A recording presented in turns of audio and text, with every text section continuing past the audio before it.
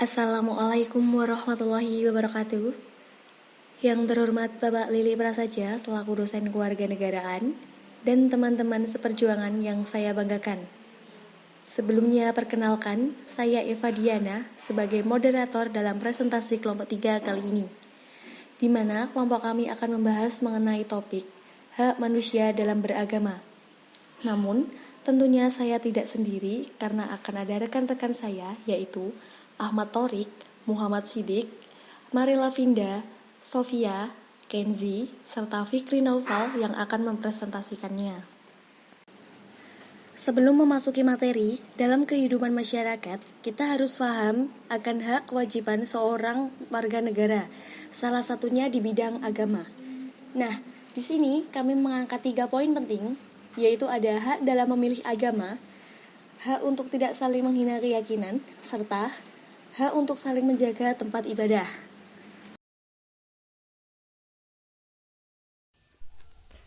Deskripsi perlindungan terhadap hak beragama salah satunya adalah kebebasan berakidah, baik memilih keyakinan atau agama atau dalam beribadah. Aturan hukum yang berterkaitan di UUD telah diatur dalam pasal 28E ayat 1 menegaskan bahwa setiap orang bebas memeluk agama dan beribadah menurut agamanya, memilih pendidikan dan pengajaran, memilih pekerjaan, memilih kewarganegaraan, memilih tempat tinggal di wilayah negara dan meninggalkannya, serta berhak kembali. Peraturan pelaksanaan dalam perspektif UUD 1945, negara memberi jaminan kepada penduduknya dengan mencerminkan kebebasan tanpa adanya pemaksaan. Namun, kebebasan yang dimaksud dalam negara Indonesia bukan bebas-bebas-bebasnya, kan tapi ada pembatasan dalam undang-undang. Dan UU yang membatasi kebebasan beragama tersebut adalah Undang-Undang Nomor 1 Penetapan Presiden 1965. Selanjutnya disebut UU Nomor 1 PNPS 1965. UU ini semula adalah penetapan presiden yang dikeluarkan pada tahun 1965 dan kemudian pada tahun 1969 diangkat menjadi UU Nomor 5 tahun 1965. Contoh 1. Menghormati keputusan seseorang yang ingin memeluk agama lain. Yang kedua, tidak secara tersirat ataupun terang-terangan memaksa seseorang untuk masuk ke agama kita. Apa hak tersebut penting untuk dipahami publik? Yaitu karena memilih dan menentukan keyakinan atau akidah merupakan hak yang paling mendasar dalam kehidupan beragama. Hak memilih agama dan kepercayaan didasarkan pada hati nurani masing-masing orang dan dengan pencerahan yang dapat masing-masing orang pula. Hak untuk tidak dihina dan tidak menghina keyakinan pemeluk agama. Deskripsinya, hak untuk menganut suatu agama juga menimbulkan hak penghormatan dan perlindungan terhadap simbol-simbol keagamaan. Setiap agama memiliki unsur dan simbol keagamaan yang sangat disucikan dan dimuliakan. Contohnya Tuhan, Nabi, tempat ibadah, ritual ibadah, dan lainnya. Hak untuk beragam dan keyakinan tidak dapat terwujud dengan baik dan sempurna tanpa penghormatan dan perlindungan terhadap berbagai unsur atau simbol keagamaan. Dalam rangka penghormatan dan perlindungan terhadap unsur atau simbol keagamaan tersebut, tidak ada orang pun umat beragama lain yang rela unsur atau simbol agamanya dihina.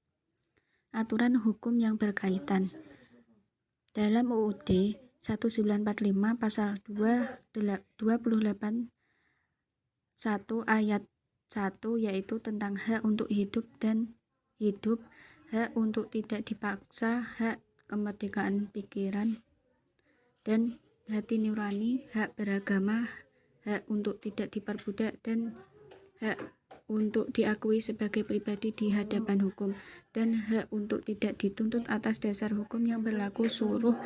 Surut adalah hak asasi manusia yang tidak dapat dikurangi dalam peradaban apapun. Sedangkan peraturan pelaksanaannya terdapat pada materi UU Nomor 1 PNPS 1965. Pada dasarnya sangat kental dengan pelindungan hukum atas nilai-nilai ketuhanan yang Maha Esa. Sebagaimana tercantum dalam sila pertama, yaitu ketuhanan yang Maha Esa. Hal tersebut dapat dikaji dari pasal 1 dan pasal 4 yang memberikan pelindungan hukum terhadap penyimpangan ajaran agama, penghinaan atau permusuhan terhadap agama serta ateisme. Contohnya adalah tidak menghina pastor yang tidak menikah, tidak memandang sebelah mata ketika ada orang yang berpakaian syar'i bahkan bercadar, tidak menghina atau mencemooh sesembahan agama lain, dan sebagainya. Mengapa hal tersebut penting untuk dipahami publik? Ya, supaya tidak akan adanya penistaan agama antara agama satu dengan agama yang lainnya. Tidak akan juga terjadinya konflik antara agama satu dengan agama lainnya. Karena pada dasarnya derajat yang dimiliki setiap manusia sama. Jadi, kita sebagai sesama manusia harus saling menghormati, menghargai, serta saling bekerja sama. Nomor 3. Hak dalam dijaga dan menjaga tempat ibadah. Mendeskripsikan bahwa kewajiban untuk menghormati dan menghargai perbedaan masing-masing pemeluk agama dalam menjalankan ibadahnya sesuai dengan agama dan kepercayaannya. Kewajiban untuk mematuhi apapun yang sudah diatur yang berkaitan dengan pemeluk agama. Aturan hukum yang berkaitan. Undang-Undang Dasar Pasal 29 ayat 1 menyatakan bahwa negara berdasarkan atas ketuhanan yang Maha Esa.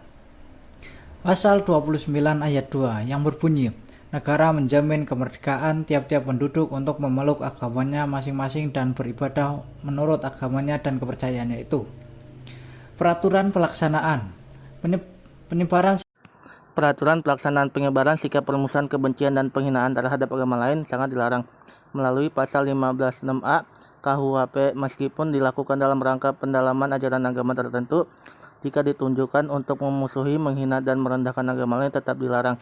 Berbeda dengan kajian perbandingan agama yang memiliki tujuan pendidikan dan pendalaman. Tindakan tersebut tidak termasuk dalam larangan pasal 15(6)A KUHP.